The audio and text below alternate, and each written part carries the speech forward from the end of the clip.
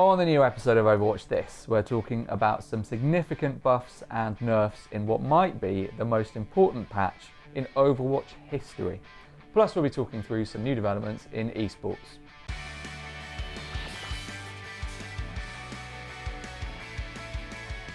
Hello and welcome to episode 23 of Overwatch This. I'm your host Phil, with me is Ben. Hello Phil. Hello Ben. And YouTube. And YouTube. We've got lots to talk about today as always.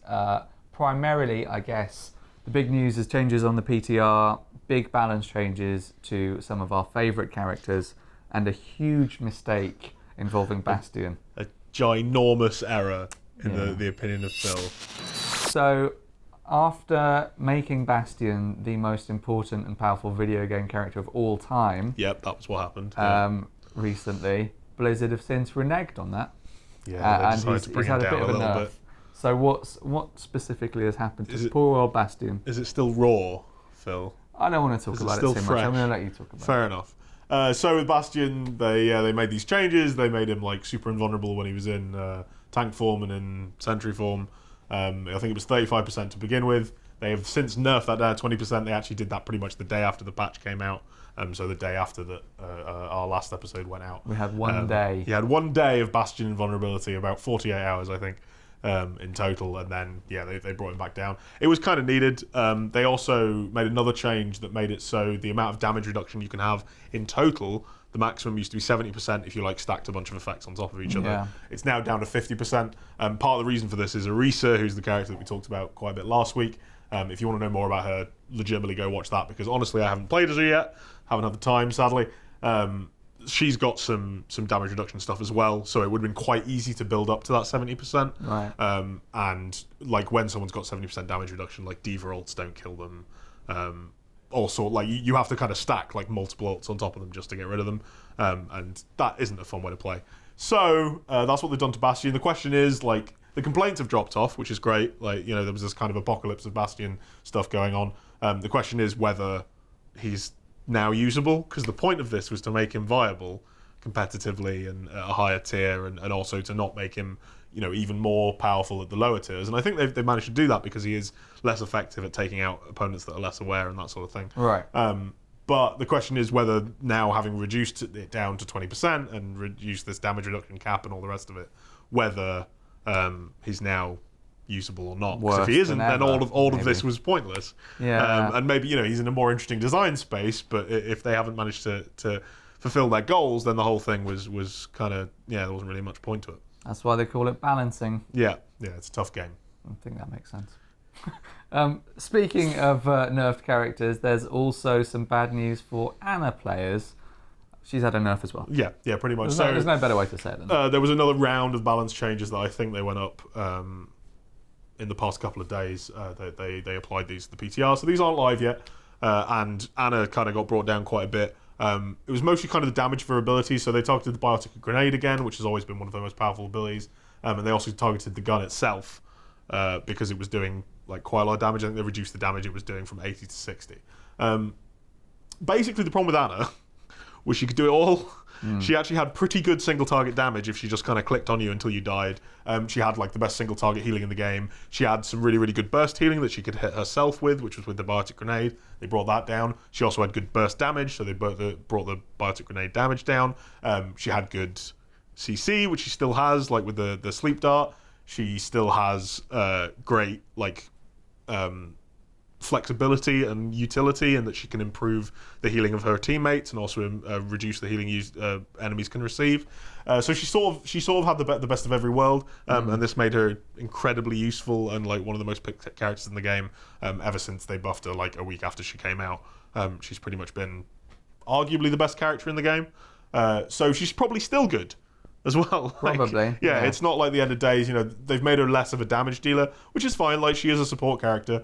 And they've also, just reduced some of her burst healing, but she's still going to have some of the best healing over time in the game. She can still heal you from across the entire map. If that's something that's going on, that's not as relevant at the pro level, but it is something that is going to be relevant in average games for you or me. That's probably not the end of days. Imagine being in charge of balancing, and for this to have just happened to Bastion, and then to be in charge of getting Ana just right. Yeah. And Yeah. all the knock-on effects that must... And they're also trying to add a new character at the same time. They've just, they reworked Symmetra that one time, and before that there was Sombra, and etc. etc. So yeah, it's a tough game.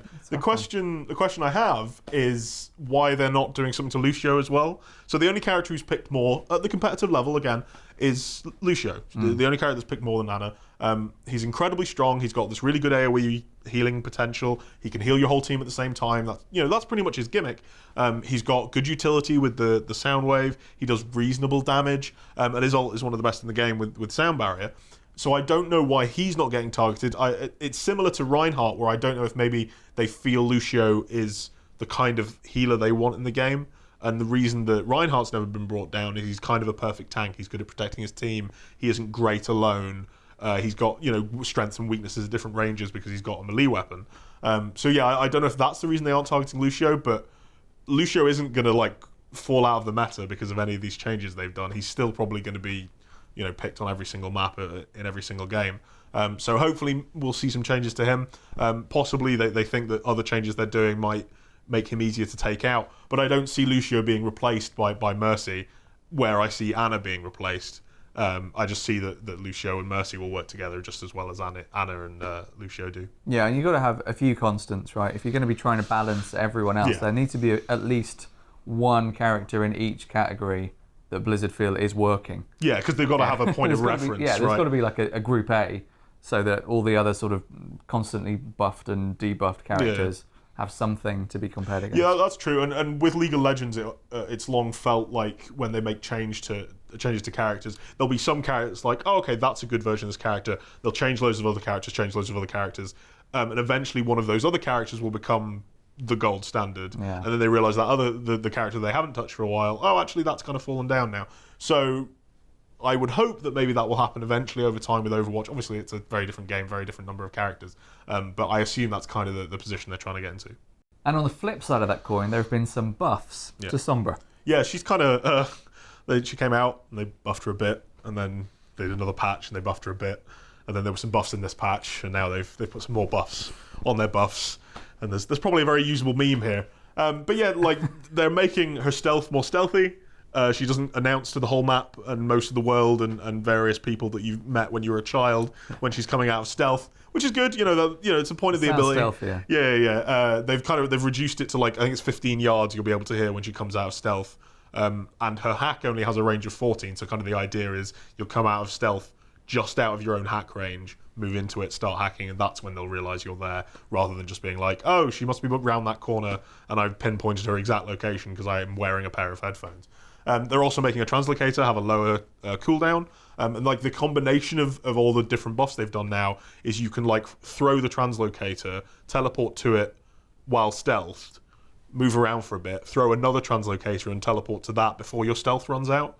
So all of this combined means that she has a lot more movement around the map, as a stealth character, and she'll kind of pop up in more places that people aren't expecting. How all of that combines, I don't know. That does not sound like how I play Overwatch. Do you mostly run forward towards the enemies, or sit in one place playing Bastion? Do some shooting. Yes. Until the ult goes up. Yeah. Just press the ult. Yeah. And hope it all goes well from there. Yeah, Play of the game at that stage, usually. People are really playing at a high level these days. Well, that's what they're trying to do. So they've said with Sombra, look, we don't want to buff her weapon. Yeah. We don't want to just make her more effective at range or more effective in close or whatever. They like where she is at the moment. If she does get in close, she can do some real damage. But they want to make her more tactical and more utility based. Which is why there's another buff that they said they're going to put into the PTR fairly soon, where teammates will be able to see her hacked health packs through walls.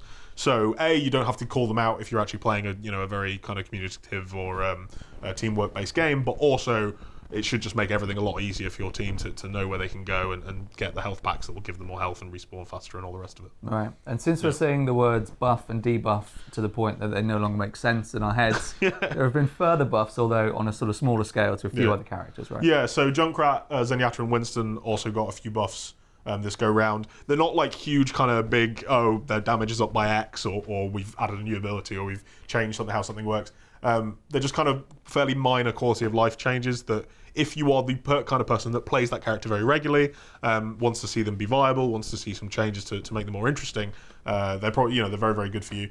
Junkrat can no longer damage himself with his own explosions. So it's kind of most relevant, when you're like maybe in very close quarter fighting, but also if you use his ult and you just want to blow it up on the spot, it will no longer kill you, which is good. They've also changed it so Winston's shield, when the cooldown starts, has been altered so that when he puts it down, the cooldown starts going at that point rather than after it's been destroyed or it's run out of time, which basically reduces its cooldown by quite a lot, and also brings him more in line with other barrier-based characters that he was kind of falling fairly significantly behind.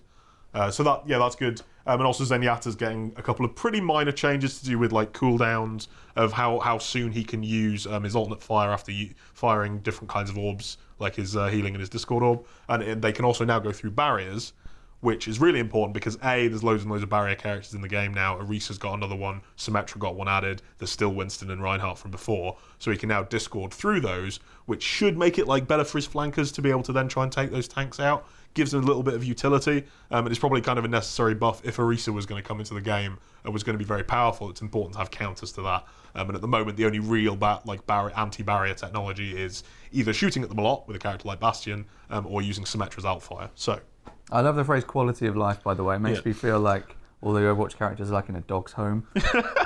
They're just doing what's right for them. It's important for them to get food on a regular basis and feel like at home. They're such caring folk at Blizzard.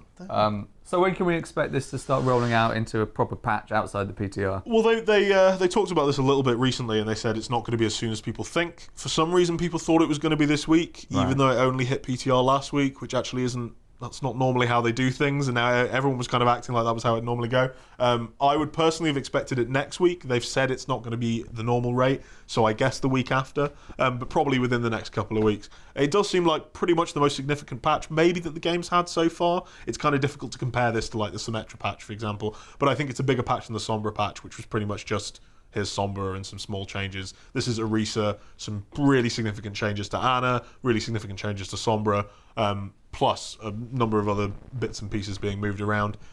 Very difficult to compare it to example for the server browser patch, which was very much about introducing a new way to play the game. But as far as heading into quick play, heading into competitive play, playing on the eSports side of things, this is probably the most significant patch we've had so far. Ben, you've segued absolutely perfectly into our next topic of conversation because we're finally, after quite the hiatus... I think we've genuinely spent 5 weeks saying next week we'll talk about eSports. We're doing eSports. We're talking about eSports. Yes. It's improving. Yes, right? It's getting better. So I watched a little bit yesterday. I don't watch Overwatch eSports as much as A, I should, and B, I'd like to. But yeah, it's getting better. Like, it's easier to understand what's going on. As I think I alluded to this, like it must have been like a couple of months or 3 months ago. I said how it was really important that the spectators improved, and that it would happen over time. People would learn, what are the important bits of the map, what aren't.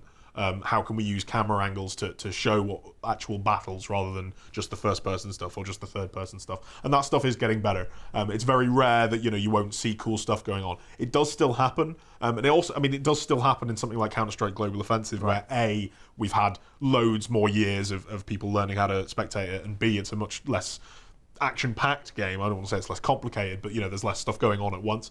But yeah, you do still see people missing stuff, but there is just less confusion. The casting is better. It explains things more. It manages to be interesting and informative without getting rid of the casual audience or not being able to talk to them in the same way. The matches are more exciting. I think the gameplay is getting a lot better on the terms of not just being kind of, well, we're just going to sit here and kind of poke at each other until someone gets their ults, and then we're going to fire all of them at once and somebody wins.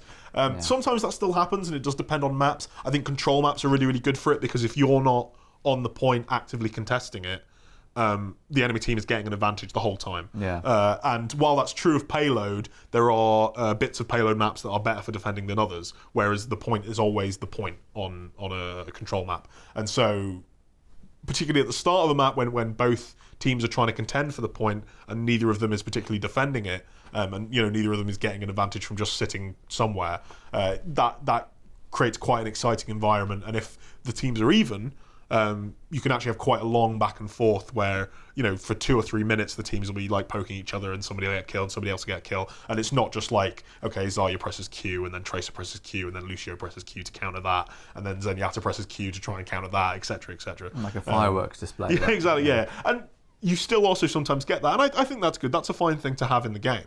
That's an interesting thing to see where who's used their ults better and whoa, there's so much stuff going on and it's a little bit hard to follow. I think that's an interesting thing to have, but part of the problem I saw, particularly when I was watching it a couple of months ago, was it was just all that. Yeah, you don't want it to be predictable when everyone's doing like the absolute max thing that they can do, the most impressive thing that's possible. It needs to be. If that's all that's happening, it's no longer impressive, right? Yeah, exactly. So in an unprecedented turn of events in the world of esports, it turns out Korea's doing pretty well. Yeah, so the Koreans are still on top. They won the World Cup and made it look easy, made the rest of the world look like idiots. And then when it actually got to the Apex tournaments and kind of high-level competition between paid teams, it was a little closer. And we did quite well for a couple of months there, and European teams were particularly quite good. That is no longer the case, at least so it seems. There's no longer any European teams left in Overwatch Apex Season 2, and we're pretty much heading into the round of 8 now, I think. A little bit of that is bad luck. I was watching a game last night where MVS went out. It wasn't like they just got stomped. They didn't just get rolled.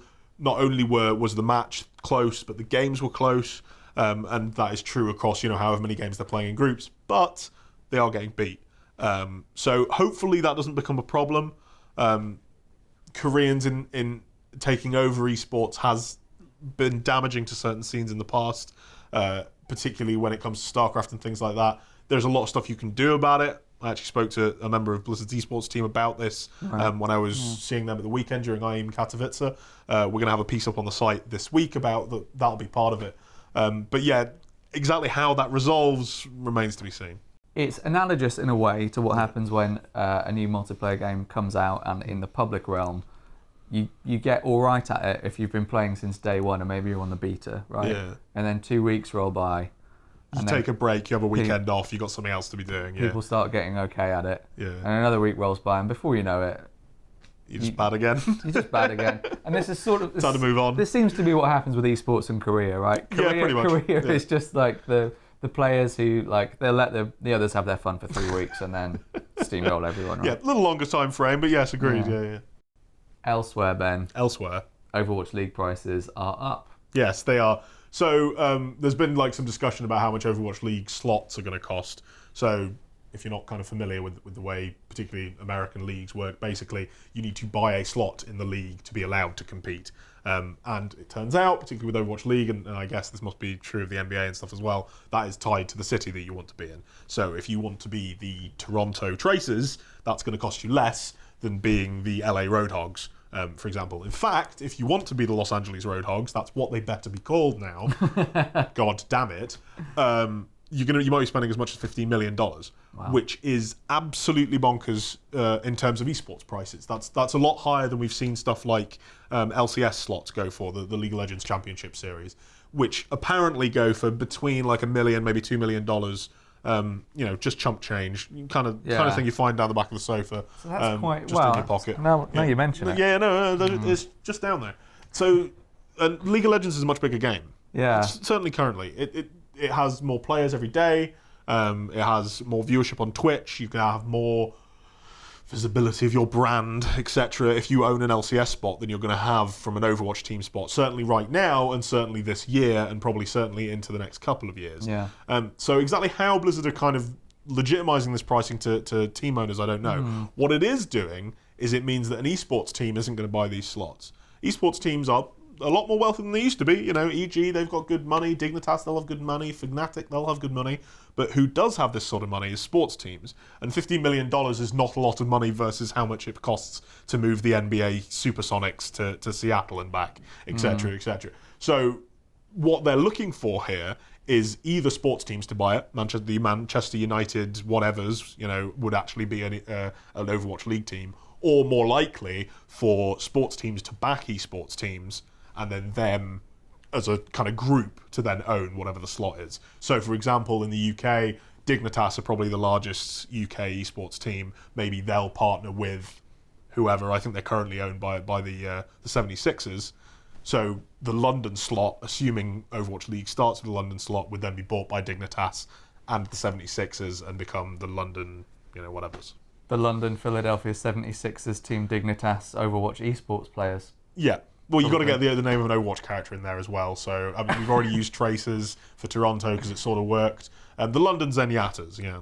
This sounds like it's going to be horrendously complicated, and all Overwatch Pro teams are going to be like Formula One teams with 7 brand names before the actual. Possibly so, yeah. And we'll see how this sort of thing goes. We still don't know a lot about the Overwatch League. We're taking ages to really say anything about it. I actually spoke to Kim Fan, who is the Blizzard director of esports. Right. Overwatch League isn't her job. Everything else is her job, and there's a whole other team that is dealing with Overwatch League, which is run by Nate Nanza, who did this interview in Korea a little while back. So, yeah, we still don't really know what's going on, but it's going to be damn expensive. Right, that'll do it for this episode of Overwatch This. That episode of... Anyway, thanks for watching. Come back next week where we'll be talking more about the forthcoming patch and its many permutations. If you enjoyed this video, let us know in the comments below. Give us a thumbs up, subscribe to the channel for more, and ring that bell. We'll catch you next time. Thank you.